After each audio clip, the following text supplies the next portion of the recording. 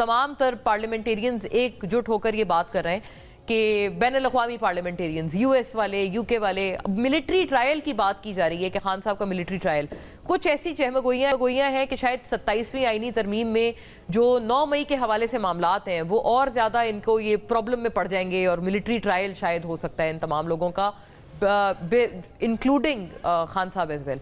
बिस्मिल्लाहिर्रहमानिर्रहीम। मोना, बात ये है कि जो आर्मी एक्ट 1952 है उसका जो सेक्शन 2D1F है उस पे सुप्रीम कोर्ट ऑफ पाकिस्तान की ऑलरेडी एक जजमेंट है जिसमें Jawad S Khwaja Sahab justice retired वो पिटिशनर थे, और उसके अंदर जिस सेक्शन का मैंने जिक्र किया उसको सुप्रीम कोर्ट ऑफ पाकिस्तान ने अंडर आर्टिकल 184 सब आर्टिकल 3 उसको अल्ट्रा वायरस डिक्लेयर कर दिया है, जिसका रिव्यू आज भी सुप्रीम कोर्ट ऑफ पाकिस्तान में पेंडिंग है।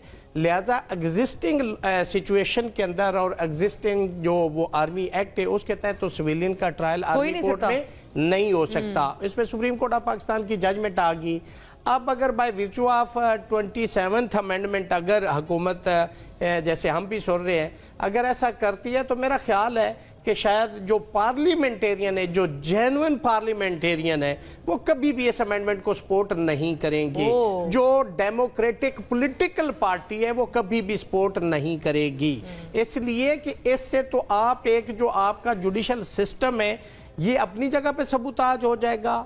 जो आर्टिकल 8 से 28 जो चैप्टर नंबर 2 है कॉन्स्टिट्यूशन ऑफ 1973 उसके अंदर दिए गए जो राइट्स हैं सिटीजन ऑफ पाकिस्तान के, देखें आर्मी एक्ट के अंदर एक्सक्लूसिव जुरिस्डिक्शन बता दी गई है कि वो किसको डील करेगा। सिविलियन के लिए तो आपकी कोर्ट्स हैं, इसका मतलब है कि लेकिन आप सिविलियन का रियासत साहब पहले भी कहते हैं ट्रायल हुआ तो है, मिलिट्री ट्रायल हुआ है जो खास तौर पर टेररिज्म के चार्जेस के तहत जिनको पकड़ा गया था, उसकी बल्कि गालिबन कहते हैं खान साहब के दौर में भी हुआ है। एक्ट है उसके अंदर उसकी जुरिस्डिक्शन डिफाइन कर दी गई, ठीक है, उसके अंदर जो फाल करता है उसका होगा। जो सिविलियन की आप बात कर रहे हैं कि जो अभी करने जा रहे हैं, इसमें एक और चीज भी बड़ी इंपॉर्टेंट होगी कि कोई भी लॉ बनता है तो उसके 2 एस्पेक्ट्स होते हैं। उसका एक होता है कि जब वो बनता है उसको हम कहते हैं प्रोस्पेक्टिव इफेक्ट उसका होगा कि आज से लागू होगा।